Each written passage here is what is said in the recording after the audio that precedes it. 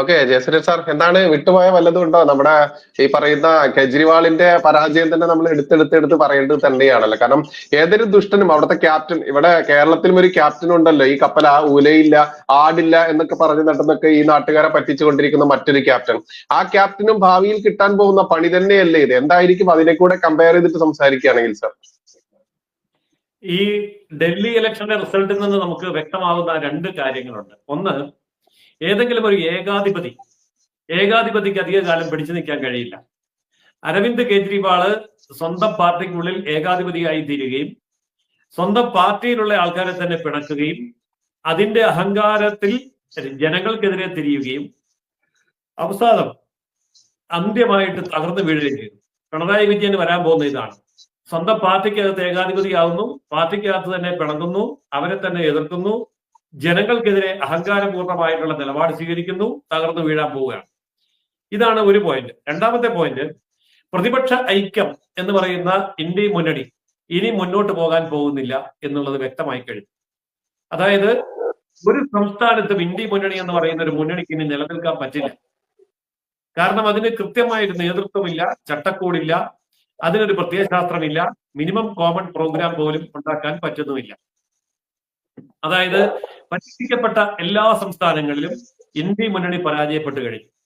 അപ്പോൾ B J പിക്ക് ബദൽ എന്ന് പറയാനോ ദേശീയ ജനാധിപത്യ സഖ്യത്തിന് ബദൽ എന്ന് പറയാനോ കഴിയുന്ന ഒരു ദേശീയ സംവിധാനം ഉണ്ടാകാൻ പോകുന്നില്ല. പകരം സംസ്ഥാനങ്ങളിൽ ബി ജെ പിക്കെതിരെയുള്ള പ്രതിപക്ഷ നിര ശക്തിപ്പെട്ടു വരാൻ സാധ്യതയുണ്ട്. അതും ഒരു വശത്ത് ബി ജെ പിയെ വളർത്തും. കാരണം ഒരു വശത്ത് ബി ജെ പി അല്ലെങ്കിൽ എൻ ഡി എ, മറുവശത്ത് ബാക്കിയുള്ളവർ. ഇത് സംസ്ഥാന തലങ്ങളിൽ വരുമ്പോൾ സംസ്ഥാനങ്ങളിൽ കുറച്ചു നാളും കൂടി പ്രാദേശിക പാർട്ടികൾക്ക് പിടിച്ചു നിൽക്കാൻ കഴിയുമെങ്കിലും വ്യക്തി പാർട്ടികളായതുകൊണ്ട്, പ്രത്യയശാസ്ത്രവും സംഘടനയും ഇല്ലാത്തതുകൊണ്ട്, ഒരു വ്യക്തി മരിക്കുന്നതോടെ അല്ലെങ്കിൽ വ്യക്തി ജയിലിലാകുന്നതോടെ അത് അസ്തമിക്കുകയാണ്. അനിഷേധ്യമായ ബി ജെ പി കാലഘട്ടത്തിന്റെ ആരംഭമാണ് ഇപ്പോൾ ഡൽഹിയിൽ ആരംഭിച്ചിരിക്കുന്നത് എന്നാണ് എനിക്ക് കൂട്ടിച്ചേർക്കാനുള്ളത്. ഓക്കെ, ഷാജി മഞ്ജി എന്തോടെ എഴുതുന്ന കണ്ടു, എന്തെങ്കിലും പറയാനുണ്ടോ? കേരളത്തിലെ മാധ്യമപ്രവർത്തകരുടെ മറ്റൊരു കാര്യം കൂടി എനിക്ക് പറയാറുണ്ട്. ഇപ്പൊ ഈ കേരളത്തില് കഴിഞ്ഞ ഈ അടുത്തിടെ നടന്ന ഇലക്ഷനുകൾ, ലോക്സഭാ ഇലക്ഷനിൽ കേരളത്തിൽ ഏറ്റവും അധികം നേട്ടം ഉണ്ടാക്കിയ പാർട്ടി ബി ജെ പി ആണ്. ആരെങ്കിലും അതിനെക്കുറിച്ച് പറയുന്നതോ ചർച്ച ചെയ്യുന്നതോ കണ്ടിട്ടുണ്ടോ? ഒരു സീറ്റ് തൃശ്ശൂർ എന്ന് പറയുന്ന, നമ്മൾക്ക് ആദ്യം ഞാൻ രാഷ്ട്രീയ പ്രവർത്തനം തുടങ്ങുന്ന കാലഘട്ടത്തിലൊക്കെ ആകെ കേൾക്കാറുണ്ടായിരുന്നത് മഞ്ചേശ്വരത്ത് എന്താവുന്നതാണ്. ഇപ്പോ ഒരുപാട് മഞ്ചേശ്വരങ്ങൾ പ്രതീക്ഷയോടെ ഓരോ ബി ജെ പി പ്രവർത്തനവും പറയാനും പ്രതീക്ഷിക്കാനുണ്ട്. അതുപോലെ തന്നെ നമ്മളൊരു വലിയൊരു സീറ്റ് വലിയ ഭൂരിപക്ഷത്തിൽ ബി ജെ പി നേടിയിരിക്കുന്നു. പക്ഷെ അതിനെക്കുറിച്ച് ഇവിടെ പറയുന്നില്ല. അതുപോലെ തന്നെ തിരുവനന്തപുരത്തും പല മണ്ഡലങ്ങളിലും, ആലപ്പുഴയിലും തിരുവനന്തപുരത്തും അങ്ങനെ ആറ്റിങ്ങലിലും എല്ലാം വലിയ നിർണായകമായിട്ടുള്ള മുന്നേറ്റം നമ്മൾ നടത്തി പല മണ്ഡലങ്ങളിലും. അത് അവിടെ നിൽക്കട്ടെ, ലോക്സഭാ ഇലക്ഷനിൽ. പക്ഷെ അതിനുശേഷം ബി ജെ പിക്ക് ഇനി കേരളത്തിൽ പ്രതീക്ഷിക്കാൻ കഴിയില്ല എന്നുള്ള പ്രചരണം ഇവർ നടത്തുന്നു. അതുപോലെ തന്നെ ഉപതെരഞ്ഞെടുപ്പുകൾ, പാലക്കാട് നമുക്കറിയാം, പാലക്കാടും ഏകദേശം ബി ജെ പിയുടെ ബേസ് വോട്ടോടെ നിലനിർത്തി ബി ജെ പിക്ക് മുന്നോട്ട് പോകാൻ കഴിഞ്ഞിട്ടില്ല. പക്ഷെ അതേ ഉപതെരഞ്ഞെടുപ്പിൽ ചേലക്കര നമ്മൾ ഈ മാധ്യമങ്ങള് പരാമർശിക്കാത്ത ഒരു കാര്യമാണ്. ചേലക്കരയിൽ വിജയിച്ചത് ശരിക്കും ബി ജെ പി ആണ്. വലിയ തോതിൽ വോട്ട് ഉയർത്തി. CPM-ന്റെ തട്ടകം. കോൺഗ്രസ് ഇതുവരെ നടന്ന ഉപതെരഞ്ഞെടുപ്പുകളിൽ കേരളത്തിന് ഇനി കോൺഗ്രസ് അധികാരത്തിൽ വരുന്നുള്ള പ്രചരണം തുടങ്ങിക്കഴിഞ്ഞു. പക്ഷെ കേരളത്തിൽ ഒരു കാരണവശാലും കോൺഗ്രസ് അധികാരത്തിൽ വരാൻ സാധ്യതയില്ല. കാരണം ഉപതെരഞ്ഞെടുപ്പ് നടന്ന സ്ഥലങ്ങളില് അവർക്ക് വലിയ മുന്നേറ്റം, അവരുടെ സ്വന്തം മണ്ഡലങ്ങൾ അവര് കൈവിട്ടുപോയ അവരുടെ സിറ്റിംഗ് സീറ്റുകളാണ് അവർ വിജയിച്ചത്. അവർക്ക് പ്രതിപക്ഷ അല്ലെങ്കിൽ മറു പാർട്ടികൾ CPM-ന്റെ കയ്യിൽ, LDF-ന്റെ കയ്യിലുണ്ടായിരുന്ന ഒരു സീറ്റ് ചേലക്കരയായിരുന്നു. ചേലക്കര CPM നിലനിർത്തി. പക്ഷെ CPM-ന് വോട്ടിങ്ങിൽ കുറച്ച് പിന്നോക്കം പോകേണ്ടി വന്നത് കോൺഗ്രസ് കാരണമല്ല, അത് ബി ജെ പിയുടെ മുന്നേറ്റം കാരണമാണ്. കേരളത്തിൽ വളരുന്ന പാർട്ടി ബി ജെ പി ആണ്. ഡൽഹി ഇലക്ഷന്റെ ഒരു അനുരണനങ്ങൾ കേരളത്തിലും ഉണ്ടാകും. അത് കൃത്യമായിട്ട് നമുക്ക് പറയാൻ കഴിയും. കേരളത്തിലും നേട്ടങ്ങൾ ഉണ്ടാക്കുന്ന പാർട്ടി ബി ജെ പി ആണ്.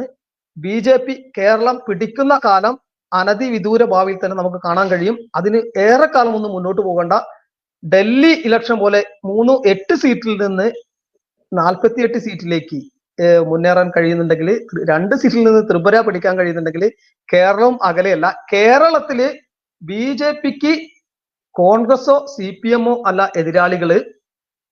ഏറ്റവും വലിയ എതിരാളികള് മാധ്യമ പ്രവർത്തകർ തന്നെയാണ്.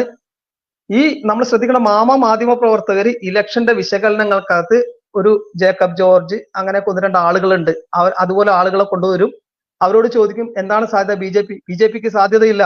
BJPക്ക് വോട്ടർമാര്, കേരളത്തിലെ വോട്ടർമാർക്ക് ഒരു സ്വഭാവമുണ്ട്, കരുത്തുള്ളവന്റെ കൂടെ നിൽക്കുക എന്നാണ്. അടിയന്തരാവസ്ഥ കാലത്ത് ഇന്ദിരാഗാന്ധിയുടെ കൂടെ നിന്നതും ഈ കരുത്തുണ്ട് എന്ന് വിശ്വസിക്കുന്നത് കൊണ്ടാണ്. BJP വിജയിക്കില്ല എന്നുള്ളൊരു പ്രചരണം എമ്പാടും നടത്തുമ്പോൾ വിജയിക്കാത്തവർക്ക് എന്തിനു വോട്ട് നൽകണം എന്നൊരു ആശയക്കുഴപ്പം സൃഷ്ടിക്കുന്നതിലൂടെ BJPക്ക് കിട്ടാവുന്ന വോട്ടുകൾ ഇല്ലാതാക്കാൻ ശ്രമിക്കുന്നത് എതിർ രാഷ്ട്രീയ പാർട്ടികളെക്കാളും ഉപരി ഇവിടുത്തെ മാധ്യമ പ്രവർത്തകരാണ്. മാധ്യമ പ്രവർത്തകരുടെ ഇത്തരം പ്രവർത്തനത്തിനെതിരെയാണ് BJP പ്രവർത്തിക്കേണ്ടത്. അത് കൃത്യമായിട്ട് അജണ്ട സെറ്റ് ചെയ്തുകൊണ്ട് അതിനുള്ള പ്രവർത്തനങ്ങൾ ആദ്യം നടത്തണം. പിന്നീട് കരുത്ത് കാണിക്കാൻ BJP തയ്യാറായാൽ കേരളത്തിലും അത്ഭുതങ്ങൾ സൃഷ്ടിക്കാൻ കഴിയും. ഈ വിജയം അതിനുള്ള മുന്നോടിയാണ്. ഡൽഹിയിൽ മലയാളികൾ നല്ല രീതിയിൽ താമസിക്കുന്ന പ്രദേശങ്ങളിലെല്ലാം തന്നെ BJP വൻ വിജയം നേടിയിരിക്കുന്നു. കേവലം 396 വോട്ട് മാത്രമാണ് മലയാളികളുടെ പാർട്ടിയായിട്ടുള്ള CPM കനലൊരു തരി നേടിയത്. നോട്ടയ്ക്കും എത്രയോ പുറകില്. അതുകൊണ്ട് തന്നെ മലയാളികള് BJPക്ക് അനുകൂലമായി ചിന്തിക്കും. ക്രിസ്ത്യനും മുസ്ലിമും ഹിന്ദുവും എല്ലാവരും BJPക്ക് വോട്ട് ചെയ്യും. രാജ്യത്തിന്റെ നന്മ കാക്ഷിക്കുന്ന ആളുകളെല്ലാം BJPക്ക് വോട്ട് ചെയ്യും. അതിന് എതിര് നിൽക്കുന്നത് സ്ഥാപിത താല്പര്യക്കാരായ രാഷ്ട്രീയ അധികാരമോഹങ്ങളുടെ രാഷ്ട്രീയക്കാർക്കുപരി കേരളത്തിൽ മാധ്യമ പ്രവർത്തകരാണ്. ഇത്തരം മാധ്യമ പ്രവർത്തകരെ തുറന്നു കാണിക്കാൻ കൂടി തയ്യാറായാൽ കേരളത്തിലും ഇത്തരം വിജയത്തിന് വലിയ കാലം കാത്തു നിൽക്കേണ്ട ആവശ്യം വരില്ല. എന്തായാലും മാധ്യമങ്ങളുടെ ആ കുപ്രചരണങ്ങൾക്കൊക്കെ ഒരു അറുതി ഉണ്ട് എന്നത് തന്നെയാണ് യാഥാർത്ഥ്യം. കാരണം ഇന്ന് ഏതൊരാളുടെ വിരൽത്തുമ്പിൽ തന്നെ വാർത്താ വിവരങ്ങളുണ്ട്. ദേശീയ ചാനലുകളും അത്തരത്തിൽ ഒരുപാട് ചാനലുകൾ നോക്കുന്ന യുവതലമുറ വളർന്നു വന്നുകൊണ്ടിരിക്കുന്ന ഈ സമയത്ത് കൃത്യമായിട്ടും കൂട്ടിക്കൊടുപ്പ് മാധ്യമങ്ങളുടെ എല്ലാ അജണ്ടയും തകർത്തുകൊണ്ട് തന്നെ ഡൽഹി പോലെയുള്ള ഭാരതത്തിന്റെ ഇന്ദ്രപ്രസ്ഥം, ഭാരതത്തിന്റെ തലസ്ഥാനം പിടിച്ചടക്കിയ BJPയുടെ ഈ തേരോട്ടം വരും നാളുകളിൽ ഈ കേരളത്തിലും BJP താമര വിരിയുക തന്നെ ചെയ്യും, ഭരണം പിടിച്ചടക്കുക തന്നെ ചെയ്യുമെന്ന ഓരോ സാധാരണക്കാരുടെയും പ്രതീക്ഷ, സ്വപ്നത്തിന് അടിവരയിടുന്ന അതല്ലെങ്കിൽ അടിത്തറയിടുന്ന വലിയ ശക്തി തന്നെയാണെന്ന് പറയാതിരിക്കാനാവില്ല. എന്തായാലും ഡൽഹി ഇലക്ഷന്റെ ആ ഒരു ആശ്വാസമല്ല, ആ ഒരു വലിയ വിജയം ആഹ്ലാദത്തോടെ തന്നെ കേരളമാകെ, നമ്മൾ മലയാളികൾ എല്ലാവരും ആഹ്ലാദിച്ചു കൊണ്ടിരിക്കുന്നു, ലോകമാകെ ആഹ്ലാദിച്ചു കൊണ്ടിരിക്കുന്നു, ഭാരതമാകെ നമ്മളത് ആഘോഷിച്ചു കൊണ്ടിരിക്കുന്നു. അതിനിടയ്ക്ക് ഈ ചെറിയ വിശേഷങ്ങൾ എല്ലാ മാന്യ പ്രേക്ഷകരിലേക്ക് എത്തിച്ചു എന്ന സന്തോഷത്തോടെ തൽക്കാലം ഈ സെഷൻ ഇവിടെ മാന്യ അതിഥികളുടെ ആ ഒരു പെർമിഷനോടെ അവസാനിപ്പിക്കാം. മറ്റൊരു വിശേഷമായി നാളെ വരുന്നത് വരെ നന്ദി, നമസ്കാരം. ജയ് ഹിന്ദ്, ജയ് ശ്രീറാം.